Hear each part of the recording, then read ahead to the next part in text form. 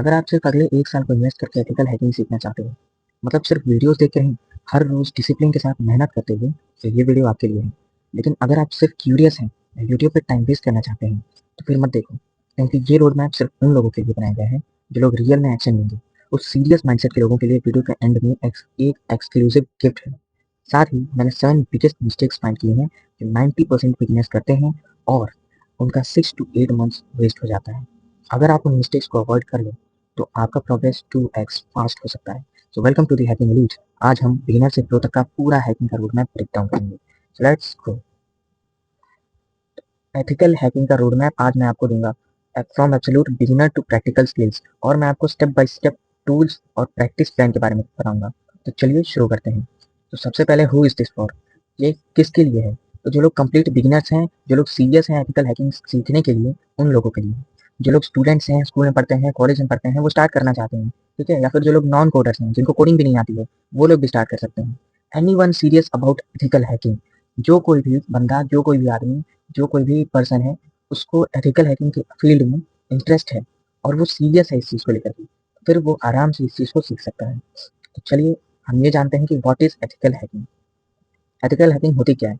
Basically ethical hacking का मतलब ये होता है कि लीगल हैकिंग विद परमिशंस। हम हैकिंग करते हैं परमिशंस लेके, ठीक है? जैसे कि मुझे कोई वेबसाइट हैक करनी है, मुझे कोई वेबसाइट हैक करनी है और मुझे उसके अंदर फ्लॉज़ ढूँढने हैं, ठीक? तो फिर मैं उस वेबसाइट से कॉन्टैक्ट करूँगा, एक कॉन्ट्रैक्ट साइन करूँगा। मेरी और उस वेबसाइट के ओनर के बीच में एक कॉन्ट्रैक्ट साइन होगा, जिसमें ये साफ-साफ लिखा रहेगा कि मैं उस वेबसाइट को हैक कर रहा हूँ, उसकी वल्नरेबिलिटीज़ फाइंड आउट करने के लिए, ठीक? और फिर हम ये काम करते हैं कि हम सिस्टम को रियल अटैक से पहले टेस्ट करते हैं, ताकि हम उसका बीच का जो फ्लॉ है वो निकाल लें, उसकी गलतियाँ हैं वो निकाल लें और उसको फिक्स कर सकें, ठीक? और हमारा गोल ये होता है कि सिस्टम को सेफ बनाना है, ना कि उसको एकदम से ब्रेक कर देना है, ना कि उसको एकदम से खत्म कर देना है।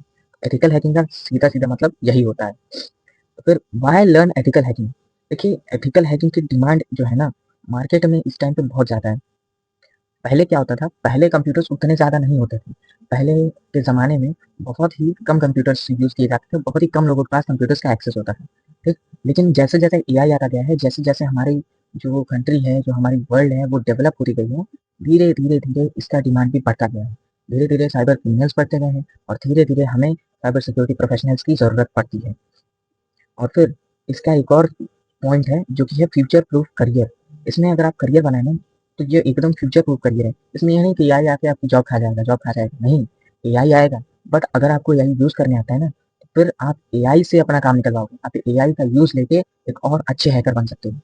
क्योंकि जो ब्लैक हैट हैकर्स होंगे ना, वो भी एआई का यूज़ करेंगे, वो और ज़्यादा तगड़े अटैक करेंगे। तो उसको काउंटर अटैक करने के लिए आपको एआई का यूज़ करना ही करना पड़ेगा।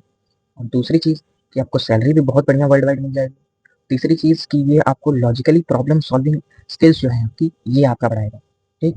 और अपने आप को और दूसरों को प्रोटेक्ट ऑन कैसे करना है, ये भी आप एथिकल हैकिंग से सीख सकते हो। और फिर चलिए रोड मैप का ओवरव्यू देख लेते हैं। सबसे पहला फेज़ होगा फंडामेंटल्स, जो कि आप 2 महीने में आराम से कवर कर लोगे। फेज़ 2 आपका होगा लिनक्स और कोडिंग का, जो आप 2 मंथ में आराम से निकाल लोगे। और तीसरा है फेज़ 3 हैकिंग के कॉन्सेप्ट। इस चीज़ को आपको डीप में पढ़ना होगा, इस चीज़ में आपको बहुत ही ज़्यादा ध्यान लगाना होगा, एंड देन आप 3 महीने में इसको भी कंप्लीट कर लोगे। फेज़ 4 आता है टूल्स एंड लैब्स।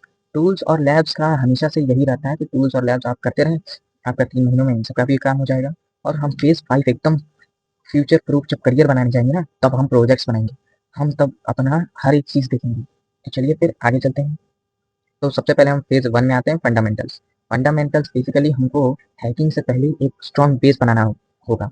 तो जब बेस बनाएँगे हम लोग, स्ट्रॉन्ग बेस बनाएँगे, तभी तो उसके ऊपर हम मंजिल खड़ी करेंगे। मान लीजिए हमको कोई घर बनाना है, तो उसका हम एक बेस बनाएँगे नीचे, लेयर बाय लेयर तो हम घर बनाएँगे ना। तो बेस जब स्ट्रॉन्ग नहीं होगा, तो अर्थक्वेक आएगा या फिर कहीं से भी कोई भी अटैक होगा, तो वो घर आराम से गिर जाएगा। इसीलिए घर की नींव रखना सबसे ज़्यादा इम्पोर्टेंट होता है। तो आपको करना कुछ नहीं है, आपको बस कंप्यूटर के बेसिक्स पढ़ लेने हैं, जैसे कि ऑपरेटिंग सिस्टम क्या होता है, फाइल्स की प्रोसेसेस क्या होती हैं, चीज़ें कैसे काम करती हैं, ऐसे आपको आराम से पढ़ लेना है। फिर आप नेटवर्किंग के बेसिक्स आप पढ़ सकते हो, आईपी क्या होता है, internet protocol, domain name system क्या होता है, पोर्ट्स क्या होते हैं, इन सब के बारे में। और उसके बाद फिर आप साइबर सिक्योरिटी के बेसिक्स के बारे में पढ़ लीजिए, थ्रेट्स के क्या होते हैं, थ्रेट्स बोलते किसको हैं, उनसे प्रोटेक्ट कैसे किया जाता है खुद को और अदर्स को। ठीक है? फिर हम मतलब आगे आते हैं और देखते हैं कंप्यूटर बेसिक्स के बारे में। कंप्यूटर बेसिक्स ज़्यादातर चीज़ें होती हैं, जैसे विंडोज़ हो गया, विंडोज़ वर्ल्ड वाइड यूज़ किया जाता है, सबसे ज़्यादा यूज़ किया हुआ ऑपरेटिंग सिस्टम है विंडोज़। और लिनक्स हैकर्स यूज़ करते हैं, और ज़्यादातर वो लोग यूज़ करते हैं ना, जिनको ये लगता है कि भाई सिक्योर रहना ज़्यादा सही है। फिर इन सब चीज़ों के बारे में आपको पढ़ना होगा। आपको फाइल्स, फ़ोल्डर, प्रोसेसेस मैंने पहले ही बता दिया। ठीक, आपको हार्डवेयर की भी नॉलेज होनी चाहिए, ताकि अगर आपका कंप्यूटर कभी खराब हो, तो आप उसको रिपेयर खुद से भी कर सकें। कभी ऐसे-ऐसे सिचुएशंस आ जाती हैं कि हैकर्स को खुद अपना रिपेयरिंग का काम करना होता है। ठीक, और फिर आपको थोड़े बहुत सॉफ्टवेयर के कॉन्सेप्ट्स भी समझ लेने चाहिए इन सब के साथ में। आपको कमांड लाइन बेसिक्स के बारे में इंट्रोडक्शन ले लेना चाहिए। कमांड लाइन बेसिक्स का मतलब होता है टर्मिनल यूज़ करना। जैसे विंडोज़ में होता है पावर शेल हो गया, सीएमडी हो गया वैसे, और लिनक्स में भी टर्मिनल का ज़्यादातर काम होता है। हैकिंग की फील्ड में टर्मिनल का 90% काम होता है। तो आपको कंप्यूटर बेसिक्स भी तगड़े रखने हैं। और उसके बाद आपको नेटवर्किंग के बेसिक्स क्लियर करने पड़ेंगे। आईपी एड्रेसेस क्या होती हैं, डोमेन नेम सिस्टम क्या होता है, इन सब चीज़ों के बारे में। पोर्ट्स क्या होते हैं, कॉमन सर्विसेज क्या होती हैं, एचटीटीपी क्या होता है, हाइपर टेक्स्ट ट्रांसफर प्रोटोकॉल, और एसएसएच क्या होता है, एफटीपी क्या होता है, फाइल ट्रांसफर प्रोटोकॉल। ठीक, और क्लाइंट सर्वर मॉडल के बारे में भी आपको पढ़ लेना चाहिए। आपको लैन के बेसिक्स और इंटरनेट कनेक्टिविटी के भी बेसिक्स पढ़ लेने हैं। और उसके बाद फिर आप आएँगे साइबर सिक्योरिटी के बेसिक्स। ये बहुत आसान चीज़ होती है, और इसमें सबसे ज़्यादा दिमाग भी लगाना होता है। ये नहीं कि आसान है मतलब बहुत बढ़िया, ठीक, हम आराम से कर लेंगे। इस चीज़ पे आपको बहुत ही ज़्यादा ध्यान देके चलना होगा। तो आपको इस चीज़ के बारे में सीखना पड़ेगा कि साइबर सिक्योरिटी क्या होता है, ठीक है? सिस्टम को प्रोटेक्ट कैसे करते हैं, डाटा को प्रोटेक्ट कैसे करते हैं। आपको थ्रेट्स के बारे में पढ़ना होगा कि मालवेयर क्या होता है, फिशिंग अटैक क्या होता है, डोस अटैक क्या होता है, डिनायल ऑफ सर्विस होता क्या है आखिर। आपको इन सब चीज़ों के बारे में आना चाहिए। और आप फिर आपको प्रोटेक्शन टूल के बेसिक्स के बारे में पढ़ लेना है, जैसे कि फायरवॉल्स क्या होते हैं, एंटीवायरस क्या होता है, वीपीएन क्यों यूज़ करते हैं हम, ठीक? और फिर इन सब चीज़ों के बारे में पढ़ने के बाद आप ये पढ़ेंगे कि सिक्योरिटी हमारी डेली लाइफ में मैटर क्या है करता है, क्या इम्पैक्ट है सिक्योरिटी का हमारी लाइफ में। बेसिकली इसका मतलब यही है। और फिर हम फेज़ 2 में आएँगे, जहाँ हम पढ़ेंगे लिनक्स और प्रोग्रामिंग, ठीक? अब हम यहाँ पे देखेंगे कि लिनक्स के बारे में हम क्या-क्या जान सकते हैं। हम जैसे कि नॉर्मल यूज़र्स होते हैं, वो विंडोज़ का ऑपरेटिंग सिस्टम यूज़ करते हैं, या फिर हम एंड्रॉयड यूज़ करते हैं, या फिर हम मैक ओएस यूज़ करते हैं, हम आईओएस यूज़ करते हैं। लेकिन हैकर जो होते हैं ना, वो हैकिंग के टूल्स अपने चलाने के लिए एक अलग-सा ऑपरेटिंग सिस्टम यूज़ करते हैं, जिसे हम काली लिनक्स बोलते हैं। आप काली लिनक्स यूज़ कर सकते हो, आप पैरेट ओएस यूज़ कर सकते हो, आप ब्लैक आर्च लिनक्स यूज़ करते हो, आप आर्चर लिनक्स यूज़ कर सकते हो, लेकिन सबसे ईज़ी और बढ़िया होता है ना काली लिनक्स। तो चलिए मैं दिखाता हूँ ये काली लिनक्स होता क्या है। सबसे पहले आपको आना है गूगल पे। आप जैसे यहाँ गूगल पे आए, तो आपको यहाँ पे जाके सर्च करना है kali.org। ये काली लिनक्स की ऑफिशियल वेबसाइट है। यहाँ पे आप जा सकते हैं और काली लिनक्स इंस्टॉल कर सकते हैं। देखिए, ज़्यादातर जो हैकर्स होते हैं, वो 2 टाइप्स की काली लिनक्स को यूज़ करते हैं। या तो वो वर्चुअल मशीन में यूज़ करेंगे, या फिर वो एक डुअल डुअल बूट होता है, उसमें वो लोग यूज़ कर लेते हैं। इंस्टॉलर इमेजेस आप डुअल बूट में भी यूज़ कर सकते हैं, आप वर्चुअल मशीन में भी यूज़ कर सकते हैं। ठीक है? लेकिन ज़्यादातर जो हैकर्स होते हैं, वो वर्चुअल मशीन ही यूज़ करते हैं। इससे आसान हो जाता है। और आप डब्ल्यूएसएल में भी यूज़ कर सकते हो, पर सबसे ज़्यादा बढ़िया और ईज़ी वे यही होता है कि आप ऐसे अलग-सा ऑपरेटिंग सिस्टम निकाल लें। फिर देखिए आप यहाँ पे बहुत सारे फाइल्स हैं, आप वीएमवेयर यूज़ कर सकते हो, आप वर्चुअल बॉक्स का यूज़ कर सकते हो, आप हाइपर-वी, ये सारी की सारी इमेजेस हैं। आप यहाँ से ले सकते हैं, आप डाउनलोड कर लीजिए, आप इसको एक्सट्रैक्ट कीजिए, फिर आप इसको वीएमवेयर में खोल लीजिए। ठीक? अब चलते हैं हम अपने टॉपिक के ऊपर वापस। हुँ, हुँ, हुँ, हुँ। हाँ, और फिर आपको पाइथन प्रोग्रामिंग के बेसिक्स भी पढ़ लेने हैं। देखिए पाइथन जो होती है ना, आपको हैकिंग के अगर तैयारी करनी है, तो आपको कोडिंग का भी थोड़ा बहुत नॉलेज होना चाहिए। ये नहीं कि आपने हैकिंग पढ़ ली, हाँ भाई मैंने हैकिंग पढ़ ली, हो गया काम। आपको जब प्रोग्रामिंग की नॉलेज होगी ना, तभी आप वायरसेस बना पाओगे। आप वायरसेस को आप मालवेयर को, आप वायरसेस को समझ पाओगे। वरना आपको अगर कोडिंग आती नहीं, आप पे किसी ने वायरस भेज दिया, आप उसको खोल तो लोगे, लेकिन आपको पता कैसे चलेगा कि ये क्या है? ये वायरस ही है, ये मालवेयर ही है, या क्या है ये? तो आपको पाइथन की प्रोग्रामिंग के बेसिक्स पढ़ लीजिए, आपको प्रोग्रामिंग लैंग्वेजेस आनी ही आनी चाहिए। अब इतनी भी नहीं पढ़ लेनी है कि हाँ भाई, पढ़ लिया अब तो मैं डेवलपर बन जाऊँगा। डेवलपर लेवल की भी नहीं पढ़ाई करनी है आपको। आपको मतलब कि बस बेसिक्स क्लियर कर लेने हैं। और उसके बाद आपको डेटाबेसेस के बारे में पढ़ना है। एसक्यूएल डेटाबेस क्या होता है, नॉन एसक्यूएल क्या होता है, ठीक है, हम बेस क्यों यूज़ करते हैं, ऐसा कुछ।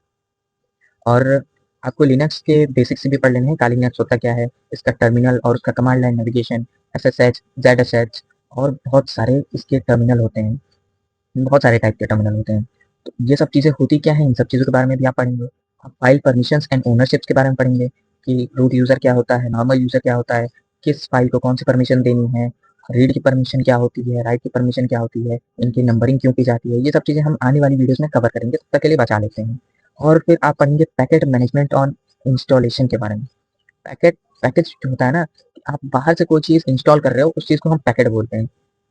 लिनक्स के लैंग्वेज में इसको पैकेट कहा जाता है। हमारे यहाँ इसको बोला जाता है कि हम फाइलें डाउनलोड कर रहे हैं, हम कुछ चीज़ें डाउनलोड कर रहे हैं, हम ऐप्स डाउनलोड कर रहे हैं, लेकिन लिनक्स में हम पैकेजेस डाउनलोड करते हैं। और फिर आपको बैश स्क्रिप्टिंग की इंट्रोडक्शन के बारे में आपको पढ़ लेना है। बैश टर्मिनल होता है और इतने डीप में घुसना नहीं है हम लोग को, बस आपको पढ़ लेना है। अब पाइथन प्रोग्रामिंग के बारे में अगर आपको पढ़ना है, तो आप पाइथन की बुक ले लीजिए या फिर यूट्यूब पे बहुत सारी वीडियोज़ पड़ी हैं, आप उनसे सीख लीजिए। तो चलिए ये देखते हैं वेरिएबल्स एंड डेटा टाइप्स क्या होते हैं, ऑपरेटर्स क्या होते हैं, लूप्स कौन-कौन से चलती हैं, ठीक है? कि कंडीशनल स्टेटमेंट्स क्या होते हैं, बूलियन स्टेटमेंट्स क्या होते हैं, फंक्शंस कैसे यूज़ करते हैं, डेफ कीवर्ड क्या होता है, ठीक है? व्हाइल लूप क्या होता है, फॉर लूप क्या होता है, इन सब चीज़ों के बारे में आपको पढ़ना पड़ेगा। आपको फाइल हैंडलिंग और डेटा प्रोसेसिंग के बारे में पढ़ना पड़ेगा और आपको लाइब्रेरीज़ एंड ऑटोमेशन स्क्रिप्ट्स के बारे में भी पढ़ना पड़ेगा। और आपको डेटाबेसेस एसक्यूएल के बारे में पढ़ना पड़ेगा कि डेटाबेसेस क्या होते हैं, अ डेटा को स्टोर कैसे किया जाता है, डेटा को ऑर्गेनाइज कैसे किया जाता है, ठीक है? आपको सेलेक्ट, इंसर्ट और अपडेट जैसी क्वेरीज होती हैं एसक्यूएल में, इन सब चीज़ों के बारे में पढ़ना होगा। आपको डेटाबेस का स्ट्रक्चर समझना होगा और एसक्यूएल इंजेक्शन क्या होता है, इस चीज़ के बारे में भी आपको पढ़ना पड़ेगा क्योंकि एसक्यूएल इंजेक्शन बहुत ही हाई सिक्योरिटी रिस्क होता है ना, तो ये क्यों होता है, इस चीज़ के बारे में भी आपको पढ़ना होगा। तो चलिए हमारे यहाँ फेज़ 3 पे कोर हैकिंग कॉन्सेप्ट्स। आपको अगर हैकिंग के कॉन्सेप्ट्स को यानी डीपली नहीं आते हैं, तो फिर आपका हैकिंग करना बेकार है। तो इसीलिए आपको ये चीज़ों पे समझना होगा कि अटैक्स कैसे काम करते हैं। जैसे कि 5 हैकिंग की फेजेस होती हैं। सबसे पहले रिकॉनिसेंस, रिकॉन यानी रिकॉनिसेंस, इन्फॉर्मेशन गैदर करना, इसको हम रिकॉनिसेंस कहते हैं। स्कैनिंग, आप स्कैन करेंगे, आप जाके ढूँढेंगे। आप जैसे कि स्कैनिंग का मतलब क्या है ना, कि आप किसी चीज़ को जाके देख रहे हैं, कि उसके अंदर है क्या? बस उसी को स्कैनिंग कहते हैं। एक्सप्लॉइट के बारे में आपको पढ़ना होगा कि एक्सप्लॉइट कैसे करते हैं। एक्सप्लॉइट का मतलब कि उस चीज़ को यूज़ करना बिना उसके यूज़र की परमिशन के। और फिर मेंटेन, आपको अपना जो आपने जो हैकिंग किया था, आप उस मशीन में घुस तो गए, पर क्या आप उसके अंदर खुद को मेंटेन कर पाएँगे? और उसके अलावा आपको कवर में रहना होगा, ताकि जो ऑपरेटिंग सिस्टम यूज़ करने वाला बंदा है, उसको ये ना पता चल जाए कि हाँ भाई, मेरा ऑपरेटिंग सिस्टम लगता है हैक हो गया, किसी ने हैक कर लिया। तो फिर वो हैकर्स के पास जाएगा और फिर आप पकड़ जाओगे। इसीलिए ये हैकिंग के 5 फेजेस होते हैं, आपको इन सबको मास्टर करना होगा, तभी आप एक अच्छे हैकर बन पाओगे। ठीक? और common attack vectors and vulnerabilities के बारे में भी आपको पढ़ना होगा कि वल्नरेबिलिटीज़ क्या होती हैं। वल्नरेबिलिटीज़ का मतलब होते हैं कमियाँ, किसी सिस्टम के अंदर कौन-सी कमी है, ये आपको पता करना है। ठीक? आपको नॉर्मल छोटे-मोटे अटैक्स करते सीखने हैं कि अटैक्स काम कैसे करते हैं। आपको नेटवर्क और वेब सिक्योरिटी के बेसिक्स पढ़ने होंगे। आपको क्रिप्टोग्राफी एंड डेटा प्रोटेक्शन के बारे में पढ़ना होगा। तो सबसे पहले हम आते हैं अटैक वेक्टर्स एंड थ्रेट्स। तो फिशिंग अटैक्स के बारे में हम सबसे ज़्यादा बातें करते हैं क्योंकि फेक ईमेल्स, कोई लिंक भेज दी, किसी ने कहा कि हाँ भाई, हमने क्या आप बैठे-बैठे घर पे लाखों कमाना चाहते हैं? आप इस लिंक पे क्लिक कीजिए और जॉइन हो जाइए। तो ऐसी लिंक से हमेशा सावधान रहिए, ऐसी ईमेल से हमेशा सावधान रहिए। मैं आपको यही सजेशन दूँगा, ठीक? और दूसरी चीज़ है एसक्यूएल इंजेक्शन। एसक्यूएल इंजेक्शन यानी कि डेटाबेस को एक्सप्लॉइट करना। मैंने कोई डेटाबेस बना के रखा, उसमें इन्फॉर्मेशन स्टोर थी, कोई हैकर आया, एसक्यूएल इंजेक्शन मारा, लेके चला गया। तो इन चीज़ों से भी हमें सावधान रहना चाहिए। अब हमें क्रॉस साइट स्क्रिप्टिंग यानी एक्सएसएस अटैक के बारे में सीखना होगा। एक्सएसएस अटैक होता क्या है, ये काम कैसे करता है, ये सब चीज़ें। और man in the middle MITM attack, ये भी बहुत खतरनाक अटैक होता है। इन सब चीज़ों के बारे में भी सीखना होगा आपको। डोस अटैक क्या होता है, डिनायल ऑफ सर्विस, डीडोएस अटैक क्या होता है, डिस्ट्रीब्यूटेड डिनायल ऑफ सर्विस, ये चीज़ें होती क्या हैं, सर्वर्स को ओवरलोड कैसे किया जाता है, इन सब चीज़ों के बारे में आप सीखेंगे। Password cracking and brute force, कि पासवर्ड को क्रैक कैसे करते हैं, ब्रूट फोर्स अटैक एक्चुअली में काम कैसे करता है, इन सब चीज़ों के बारे में। उसके बाद आप नेटवर्क सिक्योरिटी में आएँगे, फायरवॉल्स कि अगर अनऑथराइज्ड एक्सेस हो रहा है तो उसको ब्लॉक कैसे किया जाए। इंट्रूजन डिटेक्शन सिस्टम जो होते हैं, आईडीएस, या फिर इंट्रूजन प्रोटेक्शन सिस्टम जो होते हैं, आईपीएस, ये सब चीज़ें क्या होती हैं, ये काम कैसे करती हैं। वीपीएन और सिक्योर प्राइवेट कनेक्शंस बना के रखनी चाहिए आपको, ताकि आप हैकर से बच सकें, ठीक है? और आपको वायरलेस सिक्योरिटी डब्ल्यूपीए2 प्रोटोकॉल्स या डब्ल्यूपीए3 प्रोटोकॉल्स का भी यूज़ करना चाहिए। डब्ल्यूपीए2 अब तक तो बहुत सारे हैकर्स ने हैक कर लिया है, लेकिन डब्ल्यूपीए3 ऐसा प्रोटोकॉल है जिसको अब तक कोई हैकर एक्सप्लॉइट नहीं कर पाया, जिसको हैक नहीं कर पाया। तो बहुत ही ज़्यादातर लोग जो डब्ल्यूपीए2 यूज़ करते हैं और हैकर्स जो होते हैं ना, जो खुद को बचाना चाहते हैं या फिर कुछ सिक्योर्ड सर्वर्स होते हैं जो कि खुद को हैकिंग से प्रोटेक्ट करना चाहते हैं, तो WPA3 प्रोटोकॉल का वो यूज़ करते हैं, ठीक? और फिर अब आते हैं हम नेटवर्क मॉनिटरिंग एंड लॉगिंग के ऊपर, कि नेटवर्क को मॉनिटर कैसे किया जाता है, किसी नेटवर्क पे हम लॉगिन कैसे करते हैं। और उसके बाद आप आएँगे वेब एप्लीकेशन सिक्योरिटी, OWASP यानी ओवास्प के ऊपर। तो ओवास्प basically 10 most common web vulnerabilities होती हैं, जिनके बारे में आम तौर पर बात किया जाता है। आपको ये चीज़ें सीख लेनी चाहिए।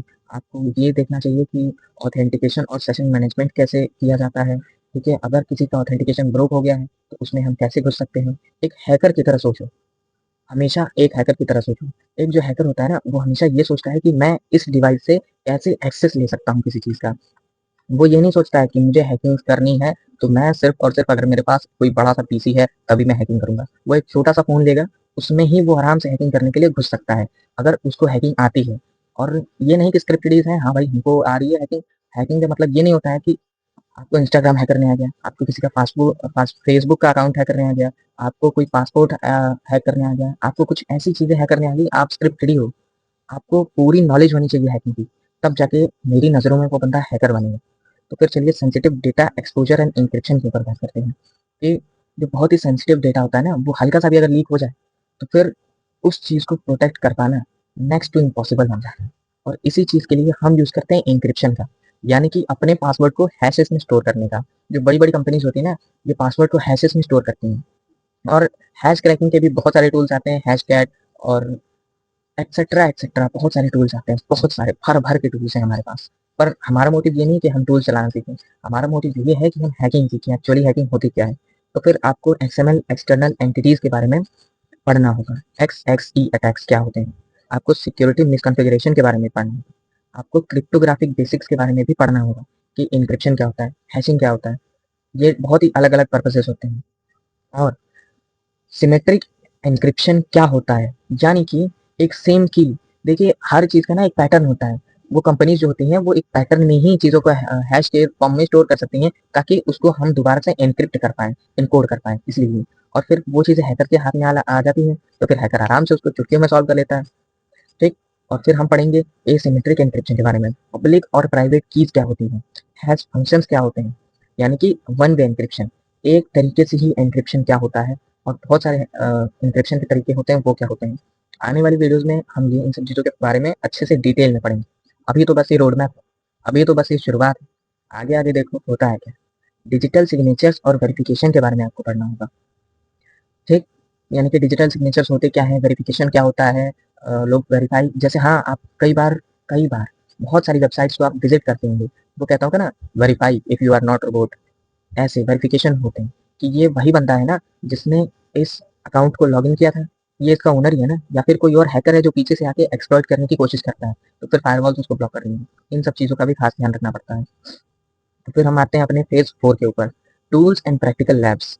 देखिए, कंपनीज़ जो होती है ना, वो आजकल, पहले क्या होता था कि पहले की कंपनीज़ हैकर्स को लेती थी फ्रेशर्स के तौर पे, और फिर उनको सिखाती थी, और फिर उनको सिखा के हैकर बनाती थी, और फिर वो हैकर्स उनके काम आते थे।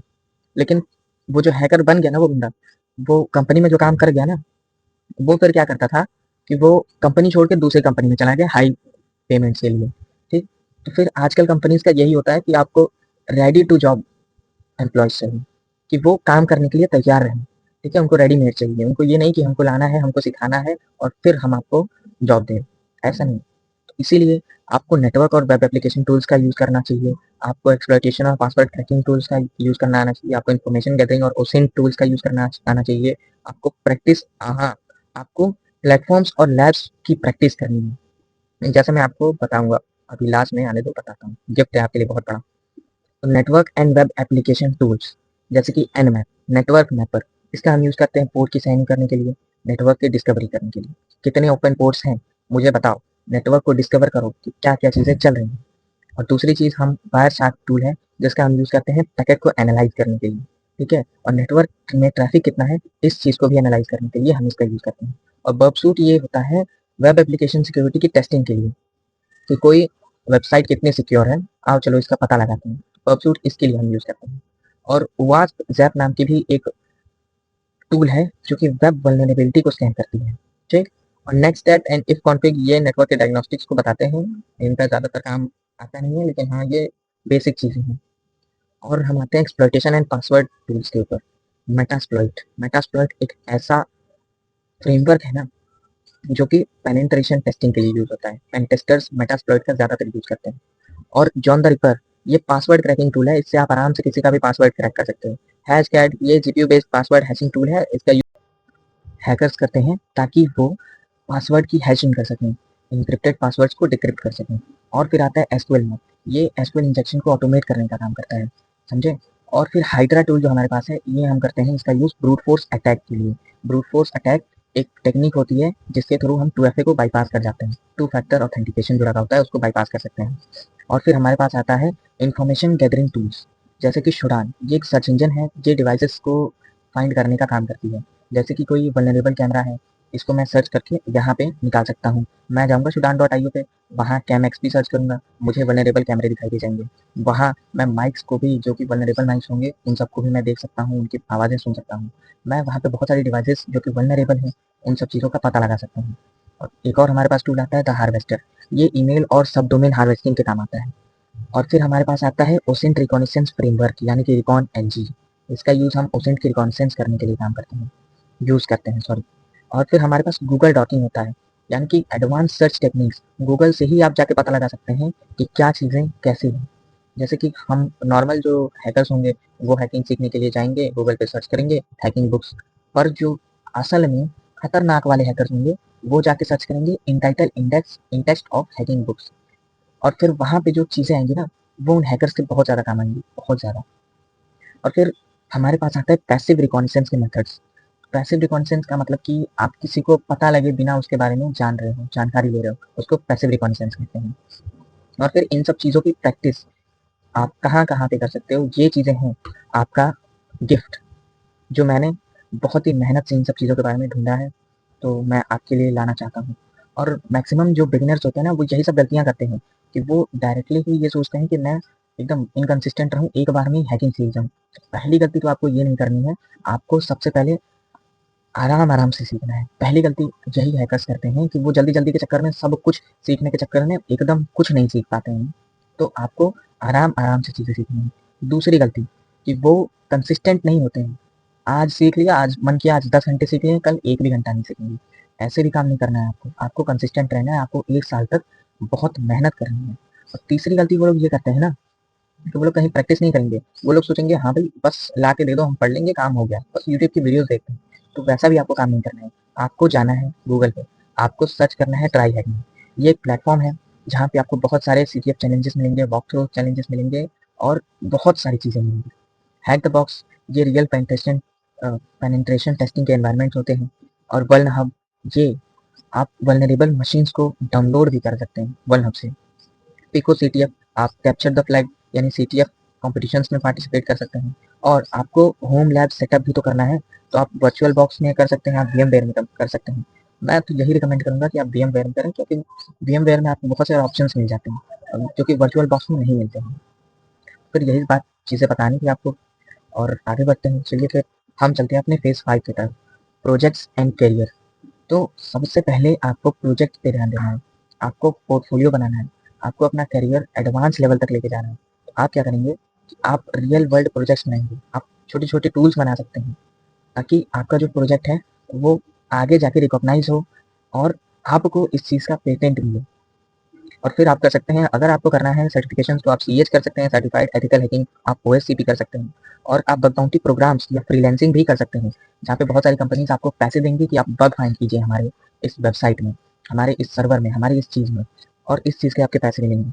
और आप फ्रीलांसिंग करेंगे, आप जाएंगे अपस्टॉक पे, आप जाएंगे बहुत सारे प्लेटफॉर्म्स पे, फिवर पे आप जा सकते हैं, वहाँ पे आप फ्रीलांसिंग का काम कर सकते हैं। आपको फिर करना है पोर्टफोलियो बिल्डिंग। आपको अपना पोर्टफोलियो बनाना है, जिसमें आप अपना फेस आईडी रख सकते हैं, आप उसमें अपने प्रोजेक्ट्स रख सकते हैं, ताकि वो कंपनीज देखें, ताकि आपको जॉब अपॉर्चुनिटीज़ मिलें। तो फिर चलिए हम देखते हैं मिनी प्रोजेक्ट्स आप क्या बना सकते हैं। आप पाइथन में कोड स्कैनर बना सकते हैं, या फिर आप पासवर्ड की स्ट्रेंथ चेकर बना सकते हैं, या फिर आप नेटवर्क पैकेट एनालाइजर बना सकते हैं, या फिर आप कोई सिंपल सा वल्नरेबिलिटी स्कैन करने के लिए वल्नरेबिलिटी स्कैनर बना सकते हैं, या फिर आप ईमेल की हार्वेस्टिंग के लिए कोई ओशन टूल बना सकते हैं। आने वाली वीडियोस में मैं बताऊंगा कि इन सब चीज़ों को कैसे करेंगे। तो फिर चलिए हम सर्टिफिकेशन पाथ के ऊपर देखते हैं। कॉम्प्टाइल सिक्योरिटी पर प्लस फाउंडेशनल लेवल, यानी कि ये कॉम्प्टाइल सिक्योरिटी प्लस आपको करना होगा, फाउंडेशनल लेवल आपका यही है। आपको सीएच करना होगा, सर्टिफाइड एथिकल हैकर, जो कि आपको इंटरमीडिएट लेवल तक ले जाएगा। आप ओएससीपी, अगर आप एडवांस हैं तो आपको ओएससीपी कर लेना चाहिए। आपको गूगल साइबर सिक्योरिटी सर्टिफिकेट ये भी कर लेना है, क्योंकि बिगनर्स फ्रेंडली है ये। जो लोग ज़्यादातर चीज़ें साइबर सिक्योरिटी के बारे में नहीं जानते, वो लोग गूगल का साइबर सिक्योरिटी सर्टिफिकेट आराम से कर लें। मैं ये चीज़ आपको हाईली रिकमेंड करूँगा। और फिर आप प्रैक्टिकल एक्सपीरियंस आपका होना चाहिए। सर्टिफिकेट आपका सिर्फ ये नहीं दिखा सकता है कि आपके अंदर बहुत ही ज़्यादा स्किल्स हैं, क्योंकि सिर्फ सर्टिफिकेट कुछ कर ही नहीं सकता। आपको सर्टिफिकेट के साथ साथ प्रैक्टिकल एक्सपीरियंस भी चाहिए, तभी आप रियल वर्ल्ड एथिकल हैकिंग कर पाओगे। अब आते हैं हम bug bounty and portfolio building के ऊपर। आप हैकर वन पे जाइए, आप बग क्राउड पे जाइए, आप इंटीग्रिटी जैसे प्लेटफॉर्म्स पे जाइए, और वहाँ पे जाके आप साइन इन करके अपना अकाउंट बनाइए। वहाँ पे आपको बग बाउंटी के बहुत सारे प्रोग्राम्स मिलेंगे, जहाँ से आप बग बाउंटी स्टार्ट कर सकते हैं। आप वहाँ पे वल्नरेबिलिटीज फाउंड करेंगे, और उस चीज़ के बदले में आपको रिवॉर्ड्स मिलेंगे। आप गिटहब पे रिपोजिटरी बनाएंगे, आप अपने प्रोजेक्ट शेयर कीजिए, आप ट्राई हैक में या हैक द बॉक्स की अपनी प्रोफाइल बनाइए, आप यूट्यूब ट्यूटोरियल्स और ब्लॉग्स बनाइए ताकि लोग आपको जान सकें।